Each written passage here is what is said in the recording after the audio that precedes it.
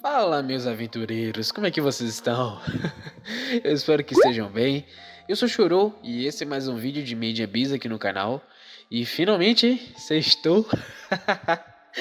Para agraciar vossas presenças aqui, eu resolvi trazer hoje um assunto que é derivado, do capítulo 65 de Made in Abyss e também é algo que me intrigou bastante para poder abordar separadamente para vocês. E sim, existe um segredo de algo ainda mais profundo que talvez vocês não tenham percebido entre Minai e Cherumi. Pra gente poder começar, eu queria dizer que finalmente consigo distinguir e também dizer com toda certeza, que o Minai é um menino e a Cherumi é uma menina.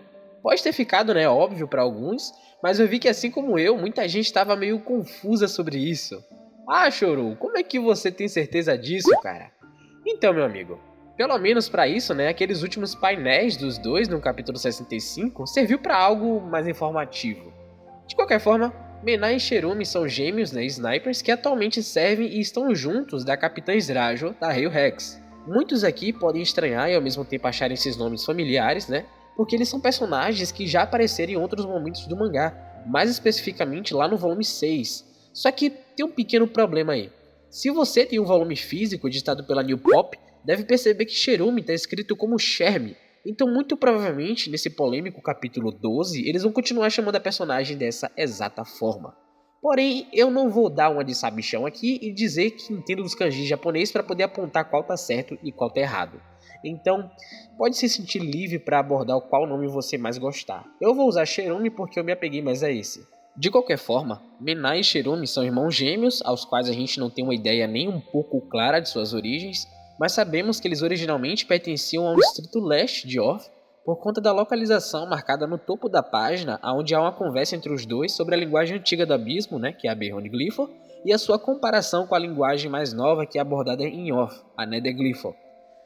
Se vocês estão boiando aqui e não estão cientes do que se trata esses glifos, eu recomendo que vocês vejam esse meu vídeo, que é basicamente um dicionário sobre essa língua antiga.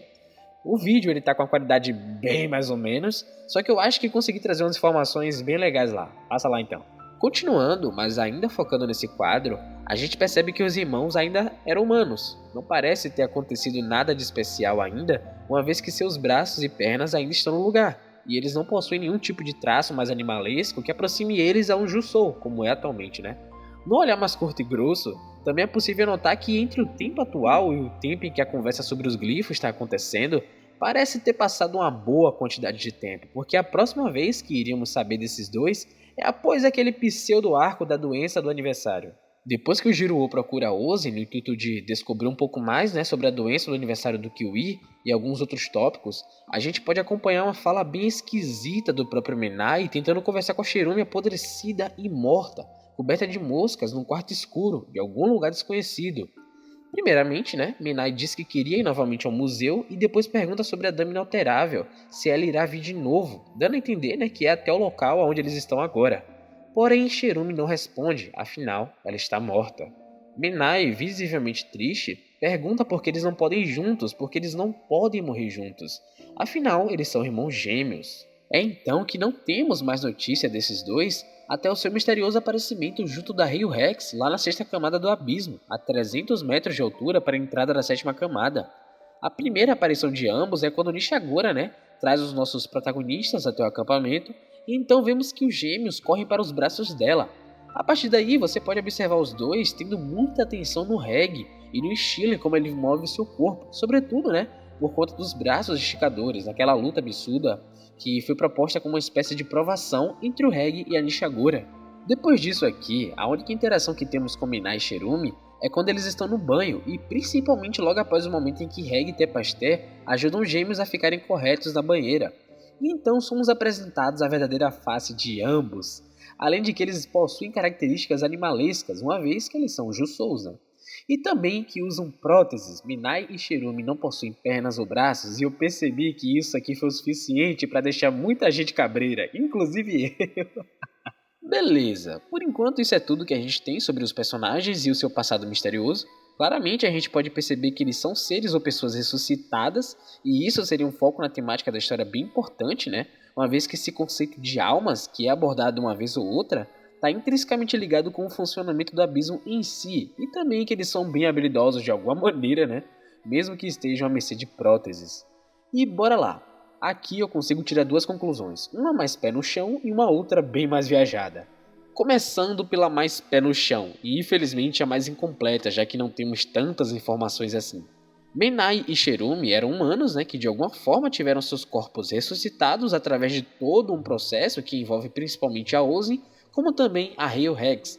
Eu não sei se vocês perceberam isso, mas no capítulo 64 dá a entender que a Nishigura possui um certo rancor em relação a Ozen, e isso fica bem evidente depois do Reg citar o nome dela em combate. Mas o que poderia ser esse processo? No que ele poderia se embasar?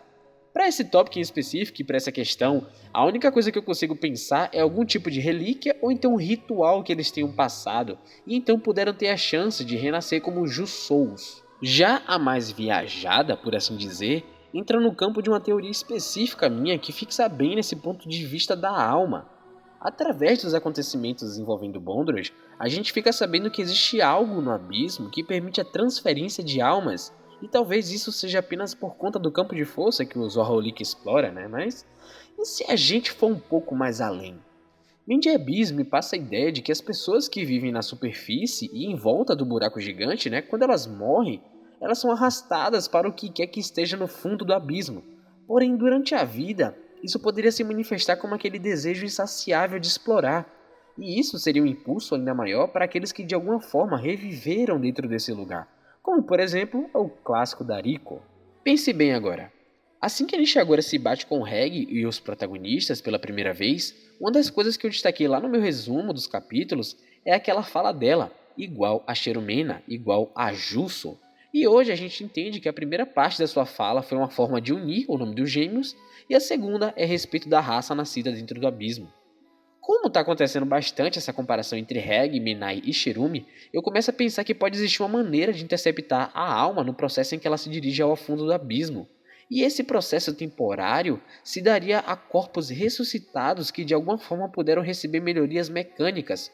Corpos esses que serviriam como uma espécie de marionete ligado por uma linha imaginária, talvez, a uma alma que se encontra já no fundo do abismo, mas que ainda consegue manipular um corpo artificial. Mesmo que lá na Batalha da Provação a Nishigura tenha ficado bem surpresa com a capacidade do Reg em ir contra o campo de força da sexta camada, isso ainda me deixa bem pensativo sobre a possibilidade. Mas voltando agora sobre o capítulo onde supostamente os gêmeos morrem, Ozen traz um enorme artefato semelhante a uma garrafa de xixa, e em seguida ela ordena a Maruk que prepare 2 dela. E então na página seguinte temos aquela última conversa entre os irmãos que eu acabei falando mais cedo. Pelo contexto, parece que a Ozen e o Jiruo sacrificaram gêmeos em algum tipo de tumba especial, para poder ativar o seu artefato, e então realizaram algum tipo de ritual que enviou a alma dos gêmeos para o fundo do abismo. De alguma forma, e em troca de algo, alguém ou algo, interceptou as almas no caminho e as conectou a corpos mecânicos, possivelmente algo que eu acho que só poderia ser feito com a alma sacrificada na garrafa da Ozen. Existem algumas runas escritas na garrafa de xixa, porém eu não consegui encontrar nada parecido ou algo próximo para poder explicar aquilo dali. Mas de qualquer forma, esse foi o vídeo e eu espero que vocês tenham gostado. Eu creio que no próximo capítulo já teremos algumas informações específicas sobre os gêmeos, e até então o jeito agora é aguardar por novas informações. Eu vou ficando por aqui, eu agradeço se vocês ficaram até aqui comigo também, e é isso. Até a próxima, tchau! 今答え